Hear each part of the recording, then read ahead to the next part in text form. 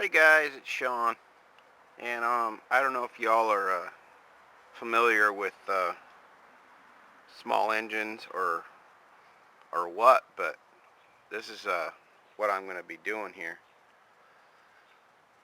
This little UST is the carb's been cleaned a million times. I've cleaned it several times, and it runs fine.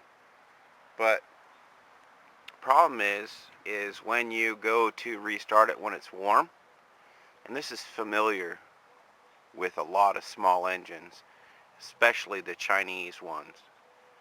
If you go to restart the engine when it's warm, uh, it won't restart unless you choke it.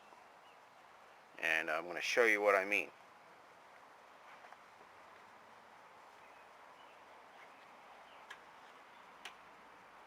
Okay, this engine's been running for quite a while. Quite hot. Yeah, quite hot. And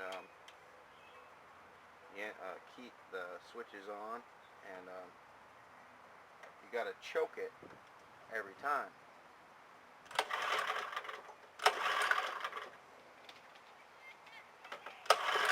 It's senseless. There's no reason for this thing not to be starting when it's warm, right?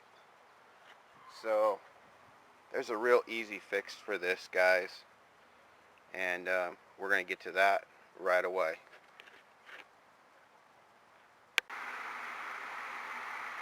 Hey guys, it's Sean. Here we go. We're going to light you up a little bit. There we go. This is a little carburetor, and I've already busted loose the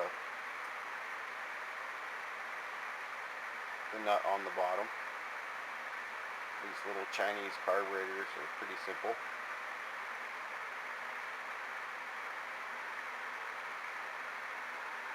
Let's get you guys set up a little higher.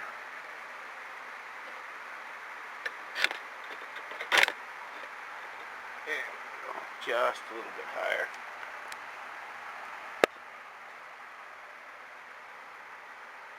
But these little carburetors are pretty simple. About as simple as you can get for a small engine. But all you got to do is bust loose the nut on the bottom and pull off your bowl. You got to float, of course. But you find your main jet. In this case, it's right here. Right on the side, no problem.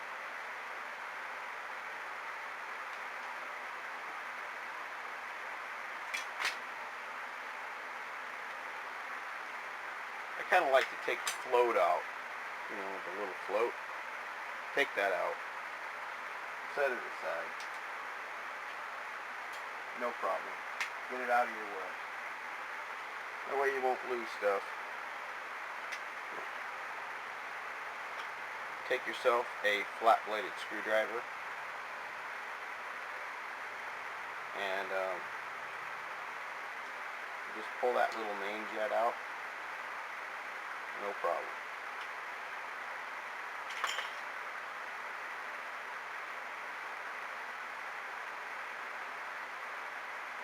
Got the main jet right here. Set your body aside. You don't need that right now. Just set it aside.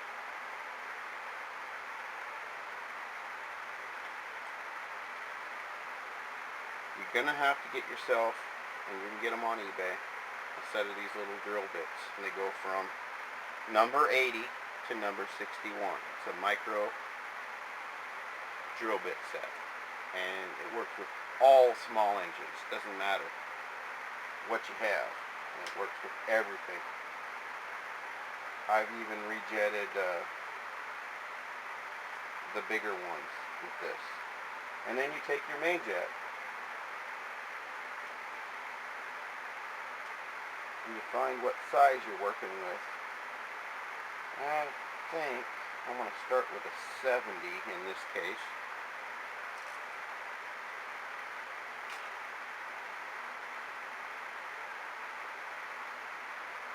doesn't quite fit. Yeah, it does. It fits just snug. Really snug.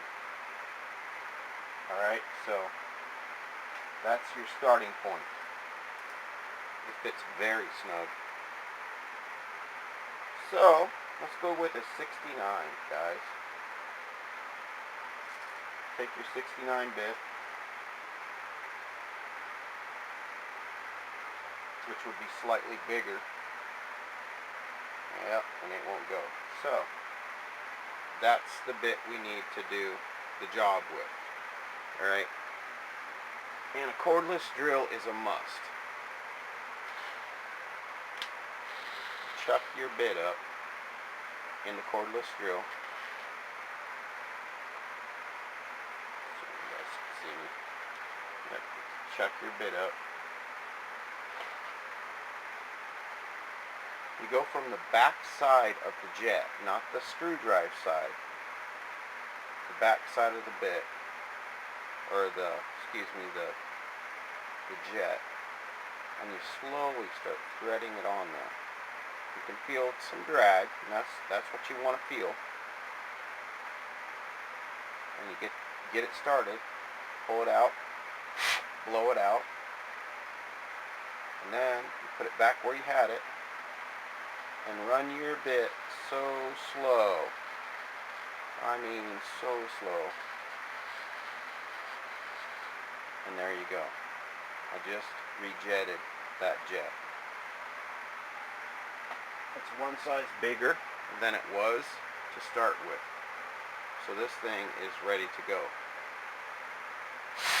You blow it out real good. You can use shop air, you can use your mouth, doesn't matter. Whatever you're comfortable with. Take your carburetor body, where it went, right there, in that hole.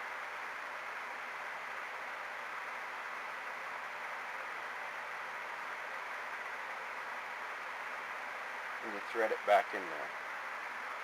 Get yourself your screwdriver, of course. Tighten it back up. Doesn't need to be forced down because you're brass and aluminum here, guys. Done. Alright. Then you get yourself back in line with your float and your needle.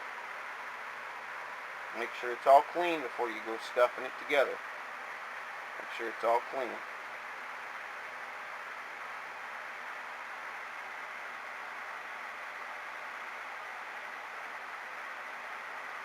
Put it back in the deal there, in the body. And there's always a little steel bar to hold your float in to the actual carburetor body. Right? So we're almost done. You take your float bowl, stuff it back on there. You take your nut. And sometimes there's a jet in here, and this is your main jet. On some Tecumsehs and stuff, the main jet is actually in here. You can do the same exact thing with those. Thread it back on there. Get yourself whatever size wrench you are working with, tighten it up.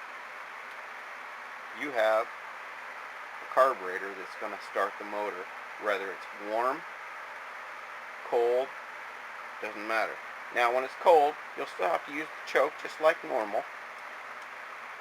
But when it's warm, you don't have to touch the choke. And this will not cut down on your run time or make your engine to where it's flooding or running rough or blowing black smoke, or, you know, the characteristics of a bad motor or a bad running motor. This isn't going to happen with this setup. And I'll show you exactly what I mean. Alright, here we go, guys. Let's put this back on the engine and let's see how it goes.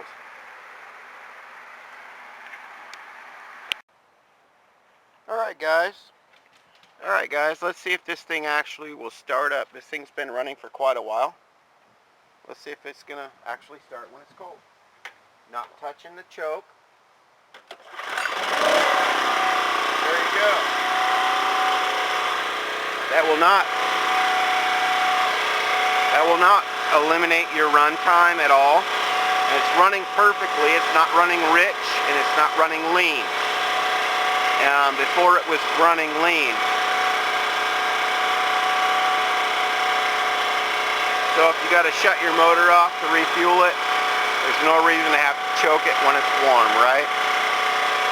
Just like a car, right?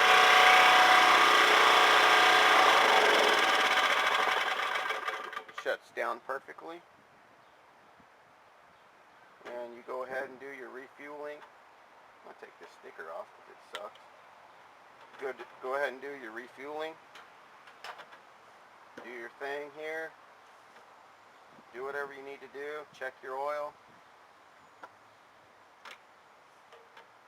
That's the way they run. That's the way they all should run, right? Alright YouTube, there's the way to go. Remember, if you watch it, thumb it up. There you go. Pretty simple fix. And you can do it on any small engine. Doesn't matter if it's a motorcycle, if it's generator, rototiller, it doesn't matter. If it's running lean, fix it.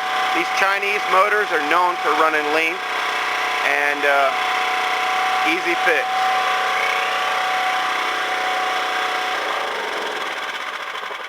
Pretty easy fix, guys. So if you watch it, thumb it up. Thanks guys. Bye bye.